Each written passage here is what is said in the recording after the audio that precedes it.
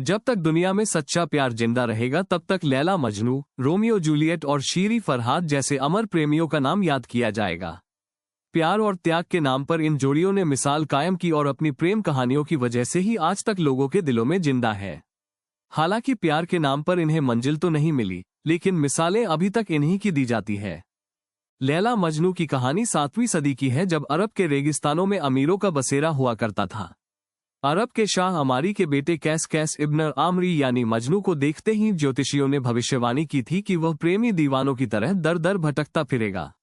ज्योतिषियों की भविष्यवाणी को झुठलाने के लिए शाह अमारी ने अपने बेटे को प्रेमरोग से महरूम रखने के लिए हर संभव प्रयास किए, लेकिन एक दिन कुदरत ने अपना खेल दिखा दिया। नाज्द के शाह की बेटी लैला को मजनू ने दमिश्क के मदरसे में देखा और पहली नजर में ही उसका आशिक हो गया। मौलवी ने उसे लाख समझाया कि वो उसे भूलकर पढ़ाई में अपना ध्यान लगाए, लेकिन तब तक मजनू दीवाना हो चुका था। मजनू की मोहब्बत का असर लैला पर भी हुआ और दोनों ही सच्चे प्रेमियों की तरह प्रेम की अग्नि में कूद पड़े। बताते हैं कि लैला एक सियाहफाम यानी काली लड़की थी और मजनू गोरा नौजवान।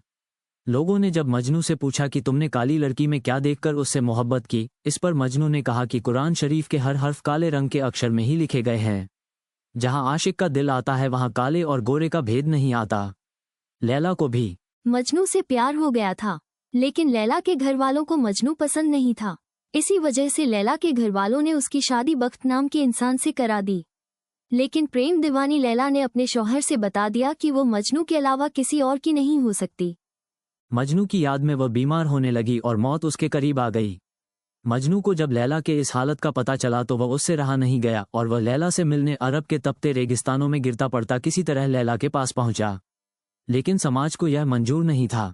जैसे ही लैला के पास वह पहुंचा, लोगों ने उसे पत्थर मारना शुरू कर दिया और उसे भगाने का प्रयास करने लगे। कहा जाता है कि उन दोनों के प्रेम में इतनी सच्चाई थी कि चोट एक को लगता तो तकलीफ दूसरे को होती।